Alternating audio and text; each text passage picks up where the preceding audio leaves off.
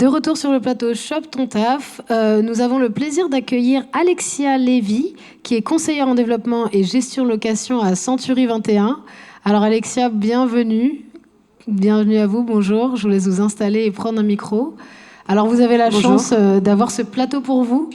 Alors ma première question, c'est peut-être, on connaît le métier d'agent immobilier. Alors déjà, est-ce que c'est exactement ça? Est-ce qu'il y a des petites nuances par rapport à conseillère en développement de gestion? Est-ce que vous êtes agent immobilier? Alors, c'est vrai qu'il y a quelques petites variations sur les termes parfois, mais voilà, on parle du métier d'agent immobilier, même si certains ont le statut de conseiller, donc dans mon cas, location, gestion, développement, mais aussi ça peut être des conseillers en transaction. On nous appelle aussi parfois négociateurs parce que c'est notre fond de métier, la négociation. Mais agent immobilier, voilà, regroupe un petit peu toutes ces qualifications. Et on peut être plus ou moins indépendant, c'est ça, en fonction de notre structure de rattachement? Oui. Alors après, dans le cadre de nos différents contrats, alors on ne travaille pas tous de la même façon. On peut être salarié en CDI, on peut être agent commerciaux, mais dans les deux cas, souvent, c'est une rémunération qui est faite en fonction des résultats. Voilà. D'accord. Et ma question, c'est vraiment, qu'est-ce que vous aimez le plus dans ce métier? Pour les jeunes qui nous regardent et qui connaissent certainement le métier de nom, mais vous, qu'est-ce que vous aimez le plus dans votre métier? Alors moi, ce qui me plaît beaucoup dans ce métier, c'est la diversité des missions qu'on est amené à faire chaque jour. Le quotidien d'un agent immobilier, c'est un quotidien qui est tout le temps différent.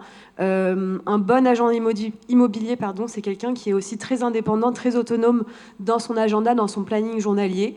Donc ça fait qu'on va avoir des tâches administratives forcément, mais aussi on va être beaucoup sur le terrain, beaucoup dans la partie commerciale. Donc tout ça fait que malgré que ça soit des grosses journées de travail, c'est des journées qui passent vite et des journées qui ne se ressemblent pas.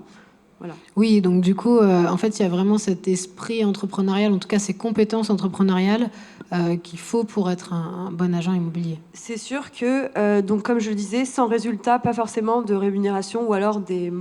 Voilà, un fixe de des départ. rémunérations basiques fixes de départ.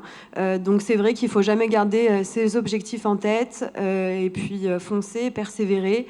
Et puis c'est sûr que donc il faut donner du sien pour réussir. Mais quand on aime ce qu'on fait, après on ne se rend pas forcément compte. Enfin, on ne le prend pas comme une corvée, c'est passionnant. Donc, oui, tout va tout seul.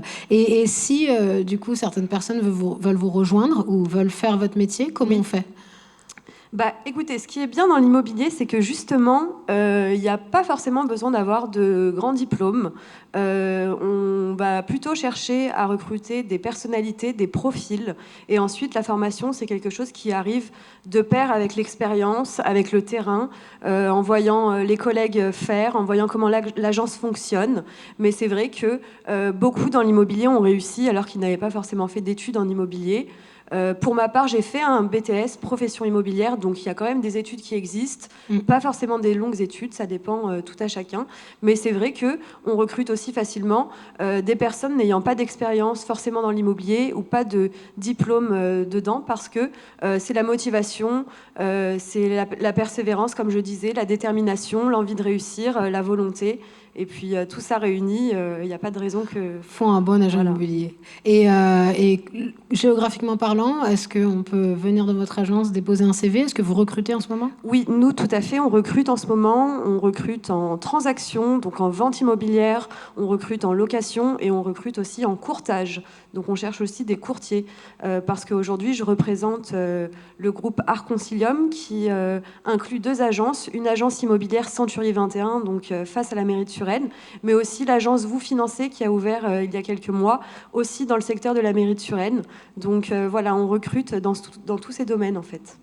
D'accord, écoutez, merci pour ces éclairages et peut-être en un mot, un conseil pour ceux qui nous regardent.